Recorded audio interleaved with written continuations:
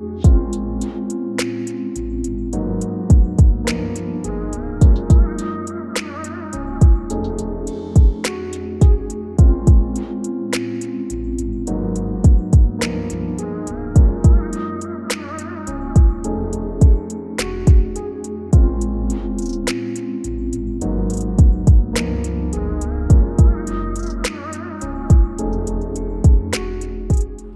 of Illinois and the city of Chicago to find these missing women. We have 3 that are missing. Area South on 111th Street has all 3 of these cases. I've been diligently talking with those detectives. They have been working. The postal police has been working, but we need to tighten up the grip everywhere with the community and bond with everybody that's out here to help bring these babies home and bring them home safe. If you have any knowledge of where either one of these women are, even those who have the information and that are staying quiet, what the slightest information, you don't have to come in and give your name, you don't have to tell who you are, but if you have that information, what led up to the disappearance of these 3 sisters, then give us a call at 1-800-YOU-TELL-US. 1-800-8355. Our only thing we want to know is the whereabouts where this family can locate their loved ones. Kierra Cole's been missing since October. Is it Shantae? Shantae Bryler been missing, has a 7-year-old son, and he wants his mother. Kierra Cole's family wants their baby, wants their daughter. We have a Hispanic 19-year-old, been missing since last Tuesday, didn't show up to get her babies from the daycare. So we asking the city just to bond together. Stop pointing fingers at what happened here, what happened there. If you don't want to get involved, then stay out of it. Families don't have time for negativity. You got men up here, the postal presidents too, anybody up here that you can call and get the information where these ladies at. Because if you're calling and talking about negative, then stay away. If you're gonna get the Chicago Police Department and postal inspection information that they need, call in with solid information. Because they are following up on the leads. But don't call in with dumb stuff, because see, we don't want to hear it, they don't want to hear it. All we want to do is bring these ladies home, and just simple as that. Now I'm gonna turn you over to the postal president. Then my buddy here gonna take it from here, because we're gonna hear some good voices, some God-gifted voices back here. And the postal family is here too. The neighborhood family is here too. And I'd like to thank the media for coming out. But most important, little families is looking for their loved ones. This is what it's all about right here. And it's a heartache and pain. And Joseph, the father, his heart is heavy too. I want to put that on your mind. His heart is heavy too. The mother, Kierra Cole, heart is heavy. How you think she's sleeping at night? It's not good at all. So you don't want to be in these ladies' shoes. You don't want to be in that family's shoes. You don't want to be in the postal family's shoes. You don't want to be in the shoes looking for your baby daughter. And as a man, your baby girl. It's too much pain.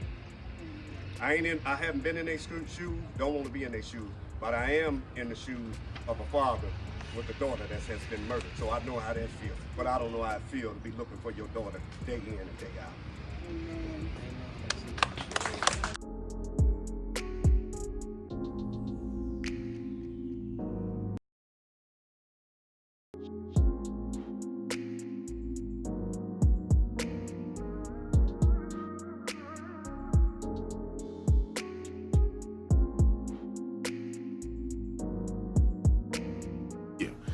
Andrew, what's the facts? Well, first and foremost, thank all of you all for joining in, and thank you other activists out there for being on the front line too, and everybody out there with the protests, and everybody out there with the prayers. But the videos show the young lady in the lobby, and I watched her from the lobby walk to the elevator. Now, whether something, and I'm saying this because the toxicology hasn't come out yet, we know she consumed some alcohol and was a little bit impaired. But at the same time, if someone had put some in her drink, the toxicology would show. So that's very important, and we're waiting for that. But she did walk into that elevator, and she was trying to possibly get back up to the ninth floor, but she might have pushed the button, or the button was always pushed already to show lower level, and the elevator went down. Okay. So she got off the elevator. I can see where she was staggering, as they said, and she got off. She went to the stairway casing. The stairway leads back upstairs. So she was by herself throughout this. By herself throughout this whole complete ordeal. I watched and looked for cameras everywhere. They showed me cameras everywhere. She walked to the steps. She did a little stumble trying to get up there, but she turned around and went back the other way. Now, she was still walking kind of wobbly. She did fall into the wall, and she started opening up doors. So she opened up one door. She went in, came right back out. She wasn't in there. You can tell she was looking for doors, trying to get back upstairs to the lobby. So she went from door to door. She went in this door. She didn't stay long. She went in there and came back out. She was basically trying to find her way back to the lobby. As she continued down the path, and she went to the bathroom and everything. Yeah, she went. What's some of the doors she did go in? One of the doors she went in was the men's washroom. That door pushed open. She came right back out. She pushed in, came right back out. She went inside another door. She came right back out. She was checking doors to see, to me, how she can get back upstairs. So she went down toward this unsecured area that she went, and the camera shows it, and it shows where she went. When she went in, the doors wasn't secured. She went right in. There was a freezer part there where you all see, where you all haven't seen it yet, where she had walked back. There was no one in there. The place, they don't even use that part no more. It's a kitchen part, and it has two large freezers. So she walked back there, and as she went inside that door, she opened it up, which you can open up. It's just like a big steel door. It don't take much to open it. You open up that door. You take one half a step to your right is another door to another freezer part. She had to open up that door to go inside of there, mainly trying to find her way back to the lobby. In saying that, if she was so impaired, so we don't know what's in the toxicology, but the door closed and the other door closed, and it's dark inside of that little freezer room. So she probably got scared, tried to find her way to push that door out, but it was a safety knob there that you can touch like this, and that door will open. And I was in there with the detectives. I was in that freezer, and I was scared even being in that freezer, even in there with them, and I was in there by myself. I can understand the part where she was at with the motion camera up there, that when somebody walks, it turns that way. Where she was, you cannot go no farther. That's it. You cannot hide back there. You can't go no farther. If anybody was back there, they would have came up. They had to come out that way she came. Now, that's the negligence on that motel establishment there, that place was closed down and nobody shouldn't have been back there. Now, it's very easy for you to get in there and that door to close, and in that freezer, lights out, it's air shut tight.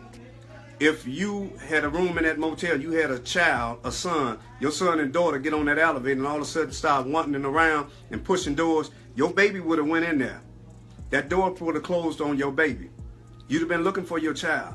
It's an accident that was waiting to happen, and it lies within that motel unit there. Who owns that motel? They should have secured that area. If locks was on the door like they was on the door when I got there, they had locks on there, so I couldn't get in, but didn't have no locks on there when she was there. If they had them, she probably would have turned around like she turned around at the other doors to find her way back upstairs. And sad as I hate to say, we got to find out what's in that toxicology, and whatever's in there was in her system, then it needs to come out. Then if it's something illegal, the focus goes back to the room and the people that was inside the room. If they know something, they need to say something. That's somebody's child. That's somebody's baby. And that unit freezer that she was found in. So why was the freezer on?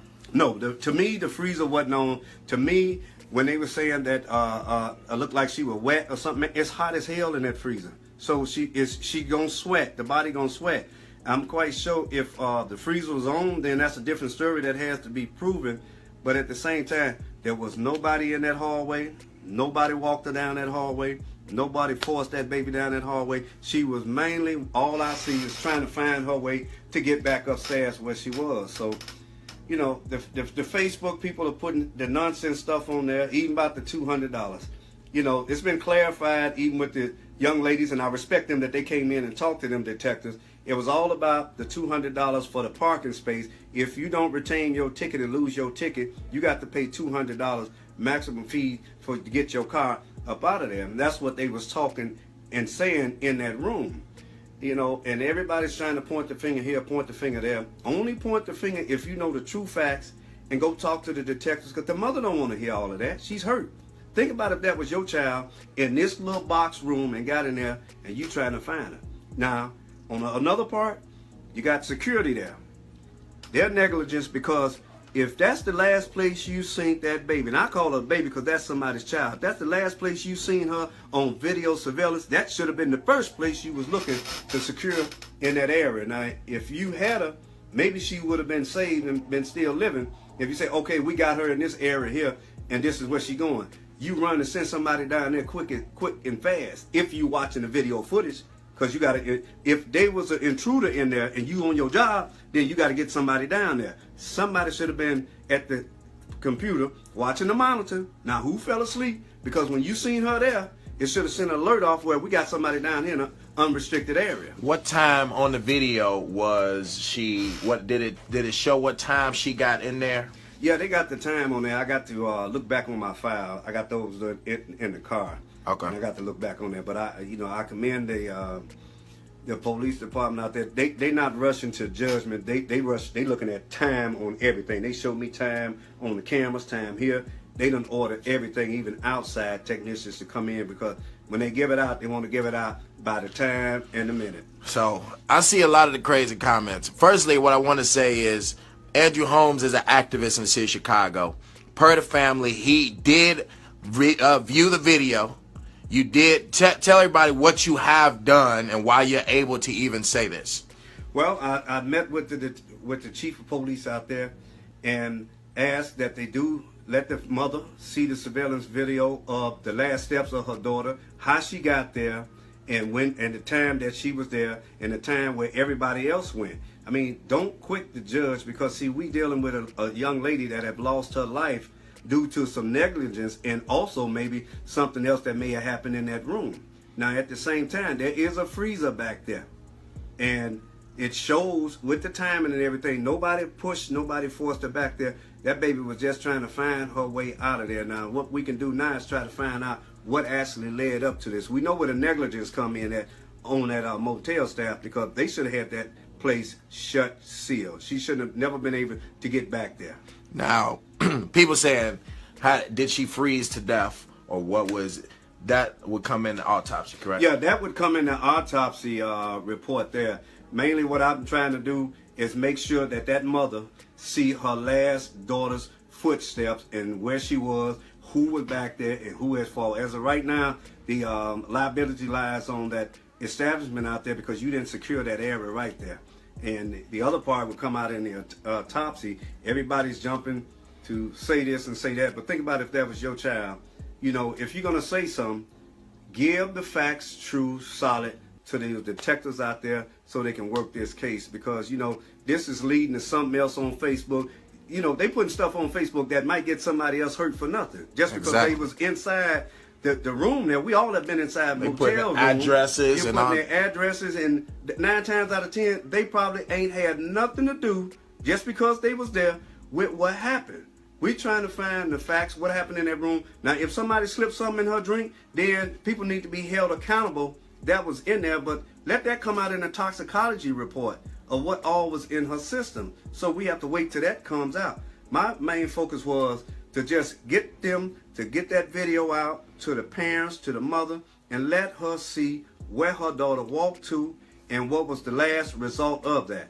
And what were they saying as far as was the freezer on and off? Was that clarified at all from the hotel? No, I'm going to clarify that today through the chief, and ask him to release that. Was that refrigerator on or was that refrigerator off? But I knew when I got there and got inside of there, it was dark when that door closed, and you know. And it looks, and let's just say this one more time, because we got too many people on here with crazy comments, because of course they want to blame somebody. I know black folks, I know we want to blame somebody. I understand that, because there's been so many theories, there's been so many people saying this and that. We want to blame somebody because we don't understand why she died. On the video that's going to be released to the public, it will be released to the public after the family sees it, correct? Yeah, Andrew? it should be released after the family see it. And I was the same way like the views. I was the same way. I had doubts. Doubts, like, man, somebody killed this girl. Right. But I got there because I had doubts about, okay, wait a minute. Could be a motel worker, could be somebody, but we all said the same. I want everybody to understand that we all on the same side. Oh, yeah. We don't work with the hotel. We don't work with the police department. That's right. We on the side of the people. So what we do is we either protest, we put pressure on them, we go meet with them, we go make sure we get the answers for the community, all right? So we on the same side. We thought that this was suspicious. We thought somebody could have killed her. We thought all of the same things that you have. We on the same side. But the video that's going to be released is going to show her walking around trying to find her way, correct, Andrew? That's so she was basically walking around through the hallway, hitting the walls, opening up doors. How many doors you think she opened before she got to the freezer door? I think about 4, and other doors that she had checked because she was trying to find her way back upstairs. She was just trying to get back to a secured area, and that's what she was looking for, because the doors that she opened up, she didn't even stay up. She just went in and came right back out, because, you know, especially the bathroom, went and came back out, went in another door, it closed, she come back out. She basically, to me, honest God, I think that baby was trying to find her way back upstairs. Yeah. And so it looked more than like alcohol was in her system to you. How was she kind of acting when she was walking through the hallway? We letting you guys know exactly what y'all gonna see in a little while. We are giving you guys the upstage of it. Yes. What are you going? What? How does it look like she's acting going through the hallway? She was impaired. But and we're not saying that she killed herself. Please stop saying that. Right. That's the last thing we're saying. You know, the people need to keep those comments to themselves, because she did not commit suicide. She did not kill herself. Now, if indeed she had alcohol in her system or something else in her system that somebody may have slipped and put in there, y'all have to realize that this is still somebody's baby and somebody's child. Now, if that place had been secured, she probably would have never wound up back there. She just turned around, and because she kept going to a door to find an opening to get. We just have to look at it for what it is, keep praying, and still get to the bottom of this. When that toxicology come out, find out what was in her system. But that hotel looks like it should be liable, correct? It is. That hotel is liable because they did not secure the area. Absolutely. And that should have been locked, because my kid could have went in, his kid, somebody's kid could have went in there, and an accident could have happened like this as well, because once that door shuts behind you.